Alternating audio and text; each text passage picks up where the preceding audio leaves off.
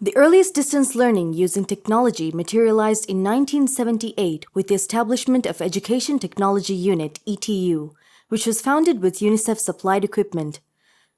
The Maldives National University began its project to implement e-learning by delivering the relevant materials and equipment to the islands in 2007 with the establishment of Center for Open Learning at the Maldives National University. The initiative encouraged face-to-face learning to adopt some aspects of e-learning and ICT platforms in higher education institutions, despite the limitations of e-learning programs in the country. However, educational institutions were forced to adopt an emergency remote online teaching (EROT) strategy to mitigate the educational disruptions caused by the COVID-19 pandemic, making online learning crucial for all the institutions. Most of the instructors were forced to finish their syllabuses and continue to teach and administer tests using the available technology remotely from home. The rapid and abrupt reliance on e-learning posed numerous challenges for institutions and students in attaining the learning outcomes of the programs delivered. These disruptions and challenges experienced by the vocational education institutions compared to the other institutions were severe and serious, as there were no proper mechanisms to deliver and assess practical lessons through online platforms. One such institute is Maldives Polytechnic, the leading vocational education provider in the Maldives. It is worth noting the tremendous efforts put in by Maldives Polytechnic in continuing the training and lessons during the pandemic. The Maldives Polytechnic team tried their very best to come up with the new methods and ways to deliver the programs online. Some educators chose to deliver the theoretical aspects of the program online, and some educators waited for the ease of the pandemic to conduct the practical sessions, while other educators managed to conduct the practical sessions by requesting students to carry out practical tasks at home and share videos and photos of completed work for evaluation by their educators. Other lectures showed the demonstration of practical tasks through video recordings or live sessions via Google Meet. As we grappled with the new experiences of e-learning, the country and the institution learned important lessons to ensure the best learning practices are maintained for online teaching during the normal contexts as well. We believe it is time that we think big, be bold, and make the right choices about technical and vocational education, using innovation and digitalization to deliver the skills needed by young people and facilitate the upskilling and reskilling of adults. It is high time that we prepared ourselves not only for new pedagogical and andragogical approaches for educators and trainers, but also for new learning environments and organizational developments in Maldives Polytechnic. We must also look into using modern learning technologies of technical and vocational education. One initiative in moving forward with bringing in innovation and digitalization in technical and vocational education systems is considering the lessons we learned through the pandemic. It is prominent to explore the experiences of online teaching and learning by both educators and students of Maldives Polytechnic. Ms. Nishma is one of the admired lecturers in Maldives Polytechnic. She has worked with us for more than 4 years. She is also one of the lecturers who try to deliver the modules via e-learning. The greatest challenge which we as a lecturer face in teaching on an online platform is the poor internet connection. Most of the time, the students in islands face difficulty in logging into the classes, and it takes a lot of time, or it wastes a lot of time of teachers, lecturers, and for the students. And in the middle of a very important discussion, sometimes the connection might get lost and the lesson cannot be continued further. As an instructor perspective, the preparation is also very different compared to the physical classroom preparations. We enjoy interaction with students, we enjoy bouncing ideas with each other. So it's a huge part of learning process, but we do not certainly get to experience this in an online platform. Apart from this, I feel that the lecturers do not have that much expertise in teaching in an online platform, and we are not that much trained to use the different strategies for online platform. Mr. Harif is one of the most popular electrician lecturers in Maldives Polytechnic. He is known to be an extremely hard-working lecturer who tries his best to train skilled electricians.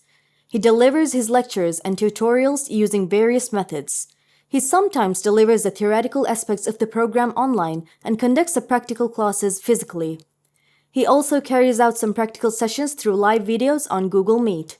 He believes one advantage of carrying out the classes through e-learning makes learning accessible for students across the Maldives. He thinks using various methods to make these programs accessible for students is important in a country like Maldives with geographical and economic constraints. However, one of the concerns of Mr. Harif is having to compromise the quality of education, as we are currently at a very early stage of incorporating digitalization in technical and vocational education. Hence, to fill in the shortcomings of his practical classes, sometimes he travels to the islands to conduct the practical classes, or he either brings students to the main campus to review the practical sessions. After the theory classes, this is only a theory class now is going on. After the theory, there will be practical classes. Practical classes will be limited hours, practical classes, and this is especially wiring, house wiring. So all the method of house wiring, room, apartment, house, meter board, that D board, everything, include house wiring, will be practically done with the students after the theory classes. Ms. Shazra, one of our very strong lecturers, also contributed in sharing her experiences of e-learning in Maldives Polytechnic. She believes e-learning has got numerous advantages and we need to make delivery modules through e-learning more successful with the right resources and adequate training. I am currently teaching mathematics, and I started online teaching in 2020 due to the pandemic. So it was new to me, but as we were already conducting virtual courses, I had actually some idea about how the courses will go on, but what happened was for students it was totally a new platform. We used websites and applications. We used Google applications as a tool to deliver lessons and to conduct classes. So students were sent emails and they will be given links to log into a video conferencing. So all the students will gather at one Google Meet link. So they will have to use Google Meet and Google Classroom for lessons. So soft copies of the lessons will be provided and they will have to upload their documents as assignments. Visual presentations were given to explain the lessons, so it was easier for students to understand the lessons. But I would say that instead of face-to-face classes, these online classes seem to be very less student-centered. So it was more like teacher explanation than students' involvement. I found out that students actually learned a lot from this experience, and we are still using it even after the pandemic. When physical classes started, we are still using this. Students being the recipients of training from Maldives Polytechnic, it is vital to learn their experiences as well. Mr. Umar, student of civil engineering, also shared his experiences of e-learning. Due to the COVID pandemic, our college started using e-learning as a facility to encourage students to keep up with their studies and to ensure that we are not behind our studies. So Polytechnic utilized the Google Suite for using e-learning as an e-learning method. In that, we had Google Classrooms to carry out the classes remotely. And in addition to that, there were assignments also based on a more e-friendly manner. and that was most of the what we learned, what we used for the learning. In the methods did not change much, but the how it was presented was changed. So it became an more of a remote learning situation where we are given lessons from online lectures. Manal, an architecture student, was thankful for the lecturers and Polytechnic team for trying their very best to make e-learning experiences favorable for her. She believed it surely made them better learners by teaching some self-regulatory skills, even if she had to come across distinct challenges of e-learning. We had to self-regulate, and we had to keep ourselves onto a timetable, and we had to keep in track with everything that we were doing, because it was online classes and it was easier to get lazy and just not do these things if we weren't organized, and if we weren't on top of each tasks that we had to do. So in that sense, our lecturers attended to us individually and checked on us individually to see how far we have progressed and how much work we have yet to come, and what kind of learning curve each student has, and they have helped individually to see what the student needs. So in a lot of ways, a lot of the challenges were made easy by the lecturers, who not only made us feel included in classes, but also involved us actively during classes without letting our mind slip into another area. It's very easy to get distracted in online classes, but when it's interactive and when there are a lot of graphics and a lot of visuals involved, it becomes easier to stay focused. To make e-learning successful, the institution had to provide adequate administrative support and coordination as well. For the smooth functioning of e-learning classes at Maldives Polytechnic, Ms. Hamra, e-learning coordinator, plays a tedious role. Of course, having all the communications and completing all the administrative procedures virtually makes her job extremely challenging. From enrolling students to the programs, admitting them to virtual classrooms, conducting assessments, and sharing the evaluation of assessments virtually makes her job difficult, as most of the students lack digital literacy. We offer our online programs on Google platform, and the main applications we use are Google Classroom, Google Meet, and Google Calendar. Once students apply for the courses and enroll to the online programs, each student is given a unique ID and an email is created. The process is done the same for the lecturers allocated for teaching the modules as well. These login IDs are then emailed to the students and lecturers individually along with the timetable of the program of their study for the semester. After that, students and lecturers are emailed to join. After that, students and lecturers are invited to join their respective classrooms of their program, for which they can use their student or lecturer email ID to join these classes. A documented guideline on how to join these classes are shared with students and lecturers by email. While there are many challenges faced in carrying out online programs, one of the biggest challenges is the poor digital literacy.